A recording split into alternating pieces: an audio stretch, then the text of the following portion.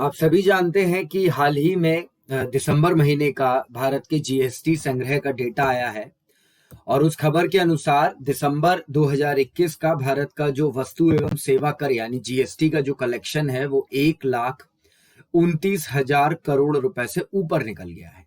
और इससे पिछले कुछ जो महीने रहे हैं सितंबर, अक्टूबर और नवंबर के, वहां पर भी कोविड महामारी के बाद जो हमारी अर्थव्यवस्था नियंत्रण में आई है उसकी वजह से ये आंकड़ा लगातार बढ़ा है। तो इस सेशन में मैं आपको बताऊंगा कि आखिर क्या वजह है जिस वजह से जीएसटी में ये बढ़त देखने को मिली है और जीएसटी से जुड़े हुए कुछ और महत्वपूर्ण तथ्य जो आपके लिए एग्जाम के हिसाब से इंपॉर्टेंट है। सबसे पहले आप समझ लीजिए कि करंट अफेयर्स की दृष्टि से ये क्यों महत्वपूर्ण है। देखिए, कोई भी खबर, कोई भी ऐसी हम कह सकते हैं न्यूज जो एग्जाम के हिसाब से इंपॉर्टेंट है करंट अफेयर्स के हिसाब से, अगर वो रिकर्सिव जो है वो बार बार अगर न्यूज में आ रही है तो आपका ध्यान उसकी तरफ जाना चाहिए एज एन एस्पिरेंट।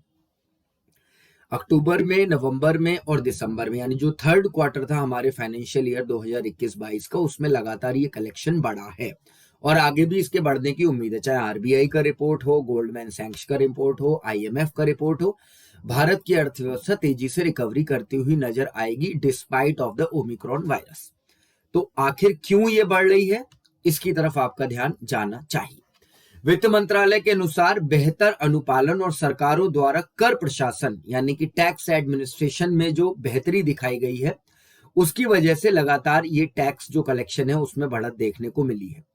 अक्टूबर की तुलना में आप ध्यान देंगे जीएसटी कलेक्शन जो बढ़ा है, इसके बारे में एक और फैक्ट भी है कि ई वे बिल में गिरावट आई है, यानी कि जो इंटर स्टेट टैक्सेशन है उसमें गिरावट आई है, लेकिन उसके बाद भी जो कलेक्शन है वो बढ़ा है। यानी इंटर स्टेट बिजनेस कम हुआ है लेकिन ओवरऑल टैक्स जो हमारा कलेक्शन है वो बढ़ा है। इस बात से ये स्पष्ट होता है कि अर्थव्यवस्था तेज गति से आगे की तरफ बढ़ रही है। तो ये फैक्ट आपको नोट करना है।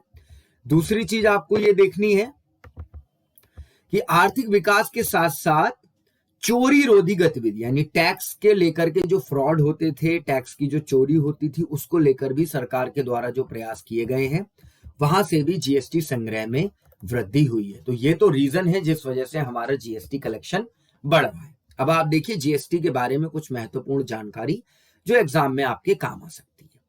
जीएसटी की ओर बढ़ने का विचार, देखिए जीएसटी आया जरूर 2015 में है लेकिन उसका विचार जो है वो करीब 10 साल पहले 2006-2007 में उस समय के वित्त मंत्री ने अपने बजट भाषण में रखा था और यह प्रस्तावित किया गया था कि 1 अप्रैल 2010 से जीएसटी लागू कर दिया जाएगा। इसमें जो स्टेट्स के फाइनेंस मिनिस्टर थे उनकी एक अधिकार प्राप्त समिति ने वैट का डिजाइन तैयार किया था जिसके द्वारा जीएसटी का रोड मैप बनाया जाना था। लेकिन आप सभी जानते हैं जीएसटी उस समय लागू नहीं हो पाया। उसके पीछे अलग अलग रीजंस थे। जो भी स्टेक होल्डर्स थे उनके अपने अपने हम कह सकते हैं कि उनके अपने अपने एक निहितार्थ थे, महत्व थे, जिसको रिड्रेस 2015 से पहले नहीं की जा पाया। एक चीज और ध्यान रखेंगे, टैक्सेशन का जो मसला है वो कहीं ना कहीं हमारे संविधान की जो 7वीं अनुसूची है जिसमें कि 3 सूचियां उपलब्ध हैं, केंद्र सूची, राज्य सूची और समवर्ती सूची, उसमें अधिकारों का बंटवारा किया गया है। तो कर जो है वो राज्यों को भी बांटे गए हैं, केंद्र को भी बांटे गए हैं। कुछ कर ऐसे हैं जो राज्य द्वारा हम कह सकते हैं लगाए केंद्र द्वारा जाते हैं लेकिन उनका कलेक्शन राज्य द्वारा किया जाता है। केंद्र और राज्यों के बीच में राजकोषीय शक्ति यानी फिस्कल पावर्स को संविधान ने स्पष्ट रूप से सीमांकित किया है और कोई ओवरलैपिंग उसमें नहीं है, यानी कि बिल्कुल क्लियर कट लिखा हुआ है। केंद्र के पास गुड्स की मैन्युफैक्चरिंग यानी माल के निर्माण, मानव उपभोग के लिए मादक शराब, अफीम, नशीले पदार्थ आदि को छोड़कर बाकी सारे कर जो है वो केंद्र सरकार लगा सकती है, यानी लिक्वर, ओपियम और इसके अलावा जो भी हम कह सकते हैं टोबैको रिलेटेड प्रोडक्ट हैं उनके अलावा केंद्र सारे कर लगाने का अधिकार रखता है और राज्यों के पास बिक्री पर कर लगाने का अधिकार है। यानी मैन्युफैक्चरिंग एंड पर जो कर लगेगा वो केंद्र सरकार लगाएगा और सेलिंग एंड पर जो कर लगेगा वो लगाएंगे आपके राज्य। जीएसटी लगाने के लिए केंद्र, आप जानते हैं कि जीएसटी एक तरीके से 4 भागों में विभाजित है, सीजीएसटी, एसजीएसटी, आईजीएसटी और यूटीजीएसटी। सीजीएसटी वो हिस्सा है जो केंद्र सरकार यानी सेंट्रल जीएसटी, एसजीएसटी वो हिस्सा है जो राज्य सरकार के पास जाता है, यानी एसजीएसटी। अगर कोई नॉर्मल राज्य है तो वहां पर एक आईजीएसटी यानी इंटीग्रेटेड जीएसटी भी लगता है, और अगर यूनियन टेरिटरी है तो वो अपना अलग से यूटीजीएसटी भी लगाते हैं। तो समवर्ती क्षेत्राधिकार सौंपने के लिए एक अलग तरीके के संस्थागत तंत्र की आवश्यकता थी, जो यह सुनिश्चित करता कि जीएसटी की संरचना, डिजाइन और संचालन के बारे में दोनों जो स्टेक होल्डर है, चाहे वो राज्य है चाहे वो केंद्र, संयुक्त रूप से विचार लें।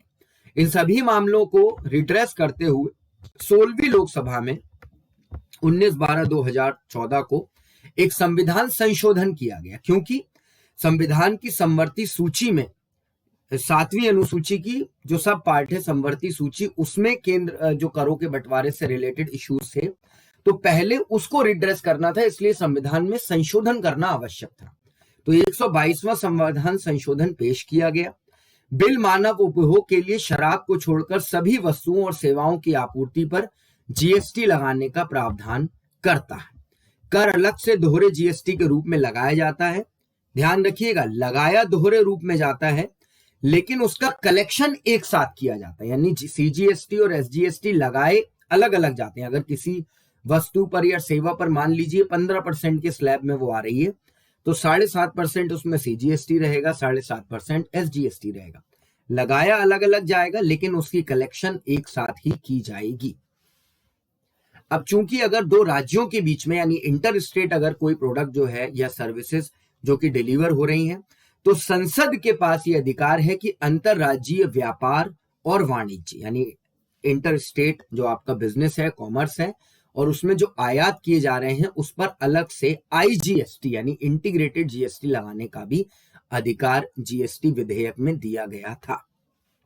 केंद्र के पास तंबाकू और तंबाकू उत्पादों पर जीएसटी के अलावा उत्पाद शुल्क लगाने का भी अधिकार, यानी केंद्र सरकार को अगर ये लगता है कि किसी वजह से तंबाकू उत्पादों पर बढ़ाया जाना चाहिए कर, तो अलग से उस पर उत्पाद शुल्क भी लगाया जा सकता है। अब आप समझिए जीएसटी से रिलेटेड एक और बहुत महत्वपूर्ण तथ्य, जीएसटी काउंसिल। ये भी एक बहुत महत्वपूर्ण चीज है।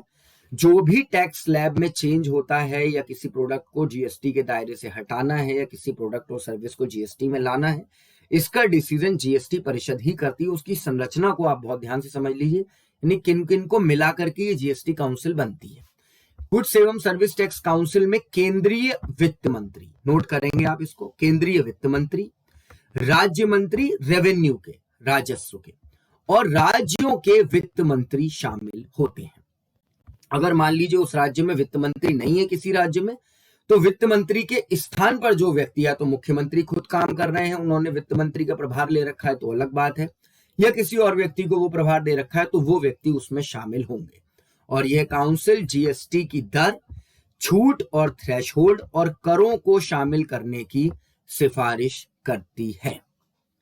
यानी 3 इसमें एंटिटी रहती हैं, जो हमारे सेंट्रल के फाइनेंस मिनिस्टर हैं, सेंट्रल के ही जो राज्य मंत्री हैं, केंद्रीय राज्य मंत्री रेवेन्यू से रिलेटेड, और राज्यों के वित्त मंत्री, ये मिलकर के किसी भी प्रोडक्ट और सर्विस को कौन से जीएसटी स्लैब में रखना चाहिए, किस प्रोडक्ट को जीएसटी स्लैब में लगाना चाहिए, किसको हटाना चाहिए, ये उसका निर्धारण करते हैं।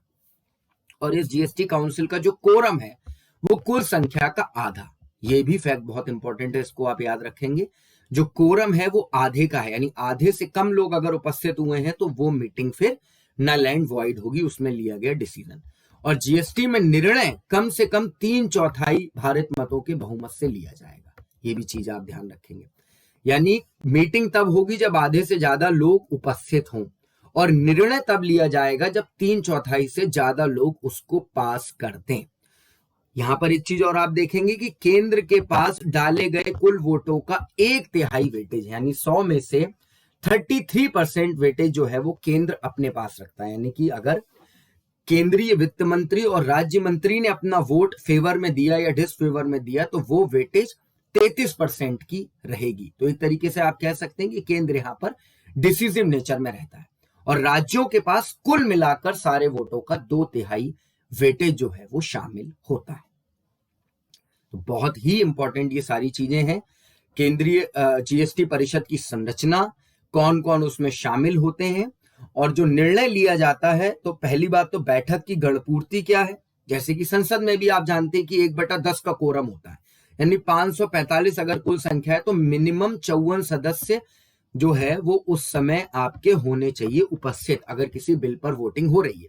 और उसके ऊपर उसके बाद वो बिल पर जो है वो डिपेंड करता है। अगर साधारण बिल है तो उपस्थित सदस्यों की संख्या के आधे से ज्यादा, अगर स्पेशल नेचर का है तो 2/3, वो अलग अलग बिल के ऊपर डिपेंड करता है।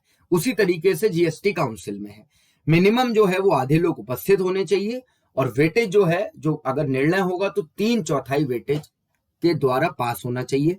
केंद्र के पास 1/3 वेटेज है और सारे राज्यों के मिलाकर के पास कुल मिलाकर के 2/3 वेटेज। तो आप सभी लोग एग्जाम रेस के साथ जुड़े रहिए, यहाँ पर डेली बहुत ही इंपॉर्टेंट सेशन अपलोड होते हैं, जरूर सब्सक्राइब करिए। Thank you.